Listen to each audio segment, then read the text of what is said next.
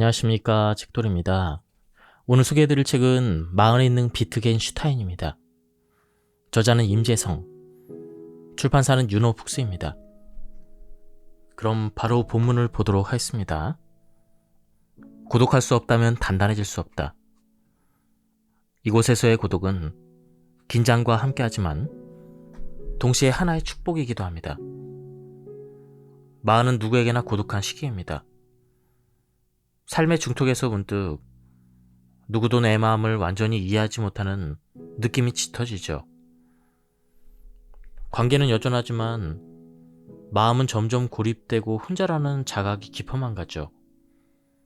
마흔의 고독은 외로움이 아니라 삶의 깊은 물음과 마주하는 시간입니다.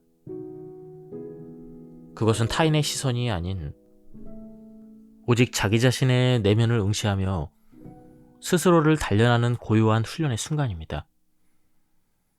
비트겐슈타인은 평생 고독 속에서 사유했습니다. 외부 세계로부터 멀어질수록 그는 오히려 자신의 사고를 깊이 탐구했고 철학이라는 도구로 삶을 더욱 명확하게 이해해 나갔죠. 그에게 고독은 사고를 정교하게 다듬고 본제의 본질을 파악하는 시간이었습니다. 고독은 삶의 본질을 더욱 선명하게 들여다보는 기회입니다. 외부의 소음이 사라질 때 내면의 목소리는 더욱 또렷해지고 우리는 비로소 진정한 자신과 마주하게 됐죠. 고독 속에서 우리는 질문을 던지고 깊이 사유하며 깨달음을 얻을 수가 있습니다. 그럴 때 삶은 더 단단해지죠. 고독은 인간이 피할 수 없는 숙명입니다. 하지만 그것을 어떻게 받아들이느냐에 따라 삶의 깊이는 달라집니다. 비트겐슈타인은 평생 고독 속에서 철학을 탐구했습니다. 그는 사람들 사이에서도 외로움을 느꼈고 혼자 있을 때조차도 내면의 소란과 싸워야 했습니다. 때때로 관계에서 위안을 얻기도 했지만 사색과 몰입을 위해 세상과 거리를 두곤 했습니다. 그에게 고독은 단순한 고립이 아니었습니다. 그것은 사고를 정교하게 다듬고 삶의 본질을 선명하게 바라보는 시간이었죠. 그는 깊은 사유가 필요할 때면 혼자만의 공간으로 들어갔습니다. 이후에도 지칠 때마다 세상과 단절된 장소를 찾아 연구에 집중했습니다. 이곳에서의 고독은 긴장을 동반하지만 동시에 하나의 축복이기도 합니다. 비트겐슈타인에게 고독은 고통이었지만 동시에 깨달음으로 가는 길이었습니다. 내 문제의 근원은 다름 아닌 나 자신입니다. 안타깝게도 그 문제는 어디를 가든 나를 따라다니는군요. 비트겐슈타인에게 고독은 단순히 환경의 문제가 아니었습니다. 그것은 자신과 마주해야 되는 내면의 도전이었습니다. 사람들과의 관계에서도 그는 복잡한 태도를 보였습니다. 그는 이렇게 말했습니다. 평범한 사람들은 위안이 되면서 동시에 부담이기도 합니다. 사람들과의 교류는 비트겐슈타인에게 안도감을 주는 동시에 그를 지치게 했습니다.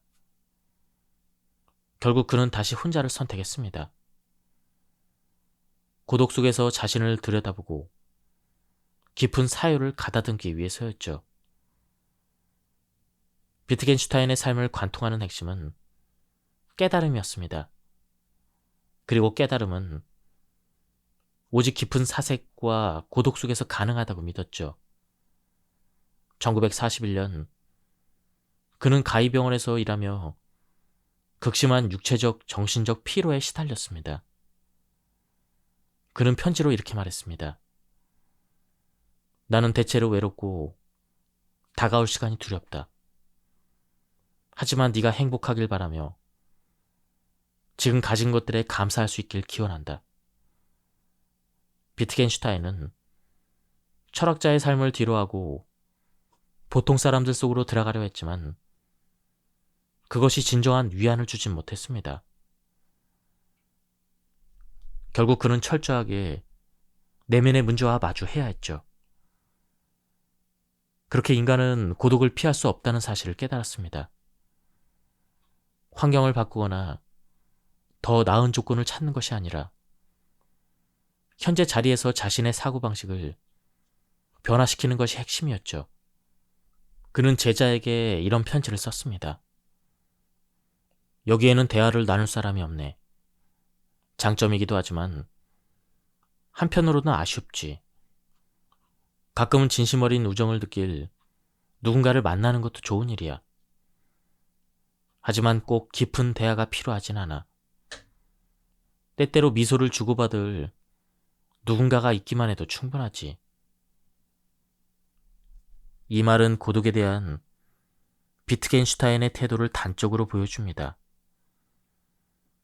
그는 깊은 대화를 원하면서도 때로는 단순한 미소 하나만으로도 충분하다고 여겼죠. 그에게 고독은 깊은 사유와 깨달음을 위한 필연적인 과정이었습니다. 그는 철학을 통해 끊임없이 자신에게 질문을 던졌고 그 질문으로 스스로를 단련했습니다. 마치 칼날을 연마하듯 고독 속에서 자신의 사고를 날카롭게 만들었습니다. 우리는 끊임없이 타인의 의견과 정보에 노출된 채 살아갑니다. 사회의 기대에 맞추느라 바쁘고 늘 주변의 평가에 흔들리죠. 이렇게 외부 소음에 둘러싸인 삶에서 진정한 나를 찾기란 어렵습니다. 깊은 깨달음은 오직 고요 속에서 내면의 목소리에 귀를 기울일 때 가능합니다. 비트겐슈타인은 이를 누구보다 철저히 실천한 철학자였죠. 그는 명성을 얻었음에도 대학의 번잡한 생활을 떠나 한적한 오두막에서 사유에 몰두했습니다. 군중 속에서도 외로움을 느꼈고 철저한 고독 속에서도 불안을 피할 수 없었죠. 하지만 그는 고독을 회피하지 않았습니다. 오히려 적극적으로 받아들이며 철학적 사유의 도구로 삼았죠. 두려울지라도 혼자가 되기를 피하지 마라. 오늘날 우리는 스마트폰과 SNS, 끊임없이 쏟아지는 정보 속에서 살아갑니다.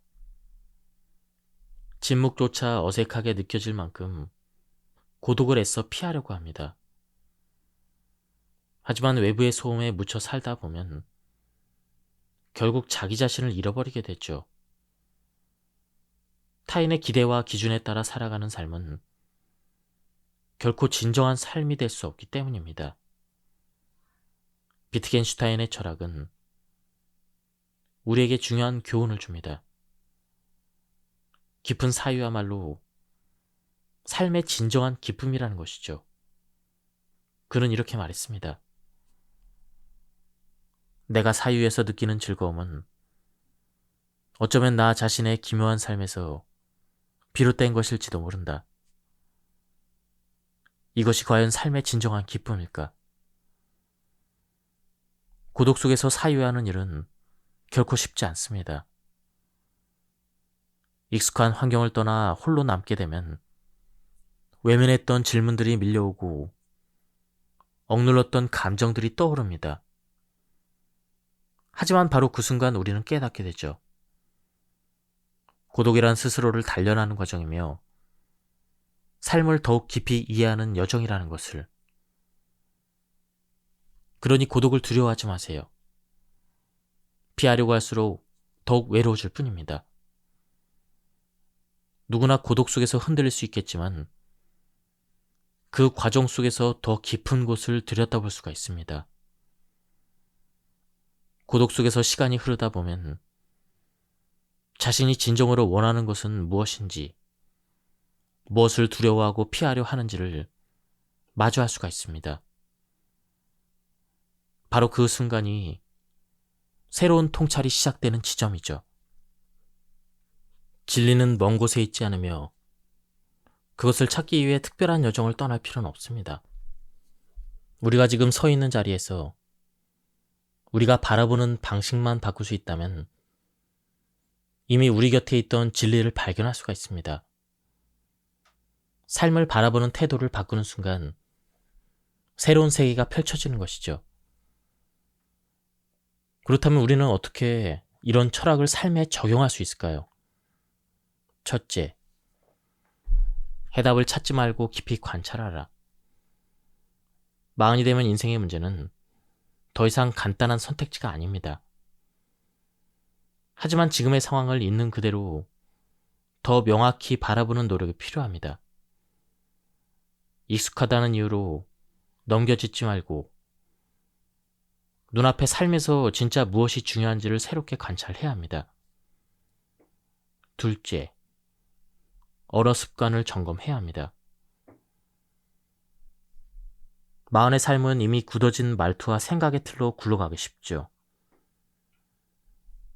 그러나 말이 바뀌면 생각도 바뀝니다. 왜 이렇게 안 풀리지? 이렇게 말하는 대신 어떤 방식이 나에게 더 맞을까? 이렇게 말하는 것이죠. 언어를 바꾸는 순간 새로운 가능성이 열립니다. 셋째, 흐름대로 살아가라.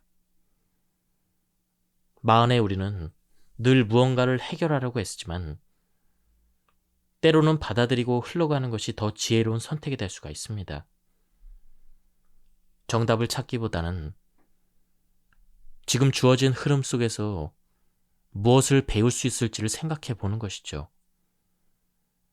흐름을 이해할 때 지금 여기에도 진리가 있다는 것을 깨닫습니다. 진리는 멀리 있지 않습니다. 지금 여기 당신이 깨닫는 순간 그것은 선명하게 드러나죠. 더 이상 해답을 먼 곳에서 찾으려 하지 맙시다. 당신이 서 있는 자리에서 당신의 시선을 바꾸면 세계가 달라지기 시작합니다.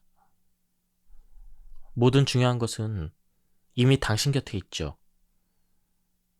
지금 이 순간을 온전히 바라보는 것부터 시작합시다. 비트겐슈타인에게 행복은 자신의 삶을 깊이 이해하고 받아들이는 과정에서 찾았습니다. 그는 세상이 주는 편안함이나 풍요로움에서 행복을 찾지 않았죠. 오히려 세상의 안락함을 내려놓을 수 있을 때, 즉 외적인 조건이 아니라 내적인 태도를 통해서만 진정한 행복이 가능하다고 믿었습니다. 그는 자신의 철학을 실천하기 위해서 귀족적 배경과 학문적인 명성을 뒤로하고 소박한 삶을 선택했습니다. 교사로서 아이들을 가르치며 자신의 철학적인 신념을 검증했고 수도원의 노동자로 일하며 내면의 평온을 추구했습니다. 끊임없이 자신의 삶을 돌아봤고 철학이 단순한 이론이 아니라 실천돼야 한다고 확신했습니다. 행복한 삶은 결국 우리가 세상을 어떻게 바라보느냐에 달려 있습니다. 삶을 어떻게 인식하는지가 행복을 결정하는 것이죠. 삶의 어려움 속에서도 흔들리지 않는 태도를 기를 때 우리는 비로소 진정한 행복을 찾을 수가 있습니다. 비트겐슈타인은 행복을 올바른 태도를 유지하는 데서 비롯된다고 믿었습니다. 삶이 쉽지 않다는 사실을 인정하면서도 그 안에서 최선을 다해야 하는 것이죠. 그는 일기로 이렇게 썼습니다. 그저 최선을 다하라. 그것 이상을 바랄 수 없다. 그리고 언제나 명랑함을 잃지 말라. 스스로에게 만족할 줄 알아야 한다. 타인은 결코 너를 영원히 지탱해 주지 못하며 설령 한때 의지할 수 있다고 해도 머지않아 그들에게서 멀어질 것이다. 그러니 스스로를 돕고 또 최선을 다해 타인을 도와라. 그러면서도 삶의 무게에 짓눌리지 않고 밝고 유쾌한 태도를 유지하라. 하지만 자신을 위해 써야 할 힘과 타인을 위해 써야 할 힘의 균형은 어떻게 맞출 것인가? 좋은 삶이란 어려운 법이다. 그러나 그만큼 아름답다. 우리는 종종 외부의 인정과 보상을 바랍니다. 하지만 비트겐슈타인은 타인의 기대에 휘둘리지 않고 스스로를 도울 수 있어야 한다고 말합니다. 그는 누구도 우리를 지속적으로 지탱해주지 않으며 결국 자신의 삶은 스스로 책임져야 한다고 강조했습니다. 그렇다고 해서 냉소에 잠기거나 회의에 빠지지 않았습니다. 그는 오히려 명랑함을 유지하라고 조언했습니다. 그에게 있어 명랑함이란 억지로 밝은 척하는 태도가 아니었습니다. 삶의 어려움 속에서도 흔들리지 않고 자신의 역할을 다하며 긍정적인 태도를 유지하는 것이었죠. 삶이 힘들고 고통스러울지라도 우리는 얼마든지 최선을 다하며 스스로를 돕고 또 다른 이들을 도울 수가 있습니다. 하지만 중요한 것은 그 과정에서 자신을 잃지 않는 것입니다. 너는 이미 행복한 삶을 위해서 무엇을 해야 되는지 알고 있다. 그런데도 왜 실천하지 않는가? 이것은 이성이 아닌 감정에 휩싸여 있기 때문이다. 나쁜 삶이란 결국 비이성적인 삶이다. 진정으로 좋은 삶을 원한다면 순간의 감정에 휘둘리지 마라. 특히 분노에 사로잡히지 않는 것이 무엇보다 중요하다. 분노는 우리를 망가뜨립니다. 감정에 휩쓸리지 않고 이성을 지키는 것. 그것이 바로 우리가 좋은 삶을 유지하는 핵심이죠. 좋은 삶은 쉽지 않습니다. 그러나 어렵기 때문에 더욱 아름답습니다. 최선을 다하되 자신을 잃지 않는 것. 타인을 도우면서도 스스로를 돌볼 것. 그리고 무엇보다도 명랑할 것. 이것이 비트겐슈타인이 말하는 행복을 대하는 태도입니다. 삶이 흔들릴 때, 세상이 나를 이해하지 못할 때, 그리고 모든 것이 버겁게 느껴질 때 철학이 필요합니다. 철학은 삶을 관조하는 데서 끝나는 것이 아니라 삶을 견디고 나아가는 힘이 돼야 합니다. 그리고 좋은 삶을 꿈꾼다면 철학을 사유하는 데서 그치지 말고 인생을 살아내야 합니다. 비트겐슈타인은 자신의 깨달음을 삶으로 증명했습니다. 그는 단 한순간도 안주하지 않고 타협하지 않으며 자신을 속이지 않았습니다. 우리는 역시 매일 스스로에게 묻고 점검하고 변화해야 합니다. 더 좋은 삶을 살고 싶은가? 그렇다면 주어진 삶을 피하지 말고 정면으로 마주하라. 자신의 결점을 합리화하지 말고 그것을 넘어서기 위해 노력하라. 타인의 시선에 휘둘리지 말고 내면의 목소리에 귀를 기울여라. 그리고 무엇보다 삶을 사랑하라. 삶은 어렵습니다. 어려운 만큼 아름답습니다. 좋은 삶은 고통을 감수하고도 그 안에서 빛나는 무언가를 발견하는 과정입니다. 그렇기에 지금 이 순간부터 삶을 철학합시다. 누구나 마지막 순간을 맞이합니다. 그날이 언제 올지 알 수 없습니다. 하지만 단 하나 분명한 것은 삶이 유한하다는 사실이죠. 죽음을 두려워하는 것은 자연스러운 감정입니다. 삶이 멈추는 순간 우리는 더 이상 사랑할 수도, 배우거나 꿈꿀 수도 없습니다. 익숙한 세상과 작별을 해야 하며 그 뒤에 펼쳐질 미지의 세계를 겁냅니다. 그래서 사람들은 죽음을 이야기하는 것 자체를 꺼리고 가능한 한 멀리 밀어두려고 합니다. 죽음은 우리가 원하든 원치 않든 삶의 일부이죠. 하지만 사람들은 죽음을 의식하는 순간에야 비로소 삶을 진지하게 바라봅니다. 내일도 오늘과 같을 것이라는 안일한 마음속에서 하루하루를 흘려보내다가 막상 끝이 보일 때야 뒤늦게 묻곤 합니다. 나는 제대로 살고 있는가? 이 질문을 너무 늦게 던진다면 남는 것은 후회뿐입니다. 그러기에 삶의 유한함이 주는 의미를 성찰해야 합니다. 그는 최전선의 전쟁터에서 이런 글을 썼습니다. 나는 1시간 후에 죽을 수도, 2시간 후에 죽을 수도, 혹은 1달 후에, 몇 년 후에 죽을 수도 있다. 내 죽음의 순간을 알 수 없으며 그것을 막거나 대비할 수도 없다. 삶이란 본래 그런 것이다. 비트겐슈타인에게 죽음이란 두려워해야 될 대상이 아니라 피할 수 없는 삶의 일부였습니다. 그렇기에 그는 지금 이 순간을 어떻게 살아야 할지 고민했죠. 그는 삶이 끝나는 순간까지도 선함과 아름다움 속에서 살아야 한다라고 말했습니다. 전쟁이 끝난 후에도 그는 삶과 죽음에 대한 태도를 바꾸지 않았습니다. 물질적인 풍요와 명성을 멀리하고 자신의 신념에 따라 단순한 삶을 살았습니다. 그는 한 번도 쉽게 살려 하지 않았고 죽음을 마주하면서도 삶을 회피하지 않았습니다. 그는 40대 후반 이렇게 말합니다.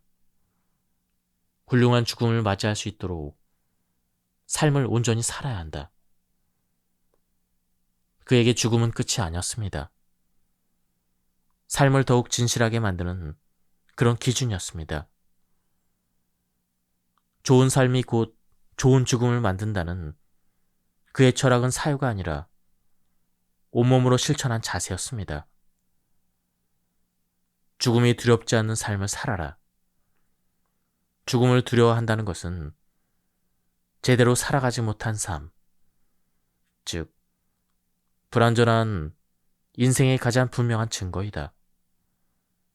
왜 이렇게 말했을까요? 그것은 우리가 죽음을 두려워하는 이유가 단순히 생명의 끝이 아니라 후회 때문이라고 봤기 때문입니다.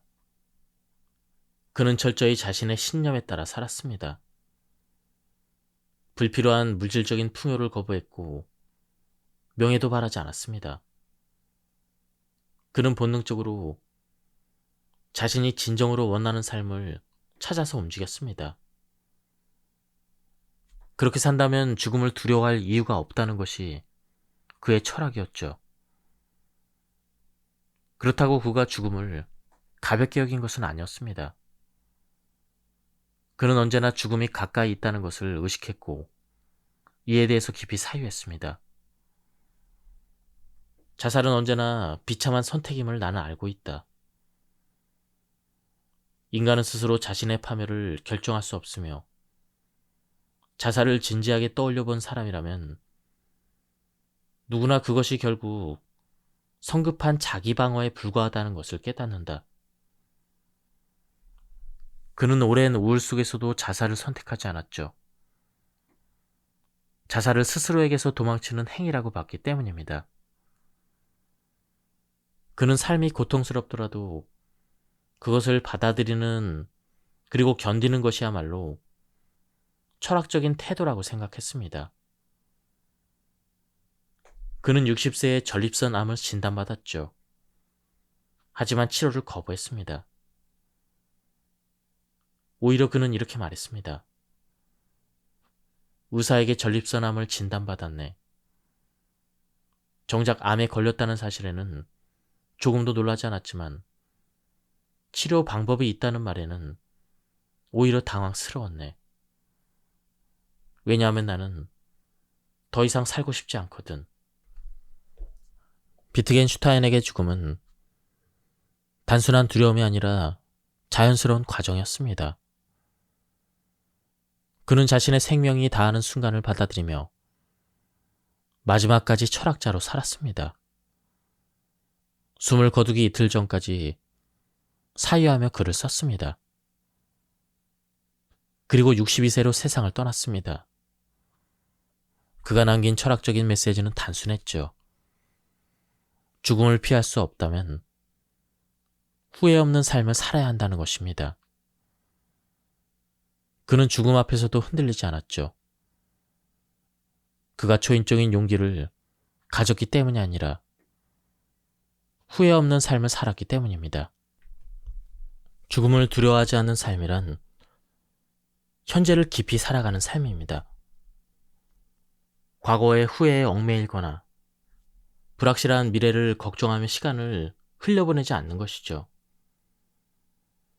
오직 지금 이 순간을 충실히 살아가며 삶과 세계가 조화를 이루도록 노력하는 것입니다.